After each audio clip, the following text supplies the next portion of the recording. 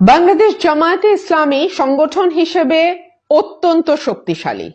যেই দলটির উপর ক্রমাগত নিবর্তন চালানো হয়েছে, যেই দলটিকে ভাঙবার চেষ্টা করা হয়েছে, যেই দলটির নেতাকর্মীরা জেল জুলুম থেকে শুরু করে মৃত্যুদণ্ড পর্যন্ত নানান রকম নিবর্তনের মুখে পড়েছে, সেই দলটির নাম হচ্ছে জামায়াতে ইসলামী। কিন্তু তারপরেও আমরা দলটির যে সাংগঠনিক শক্তি, ঐক্য, সংহতি এবং একেবারে দলের টপ থেকে শুরু করে একেবারে তৃণমূল পর্যন্ত দলের প্রতি যে আনুগত্য এবং নিয়মানুবর্তিতা আমরা লক্ষ্য করেছি, সেটি সার্টেনলি একটা বিষয় ইঙ্গিত করে যে সংগঠন হিসেবে বা দল হিসেবে জামাত শক্তিশালী শুধু নয়, তাদের নেতা কর্মীদের যে ঐক্য,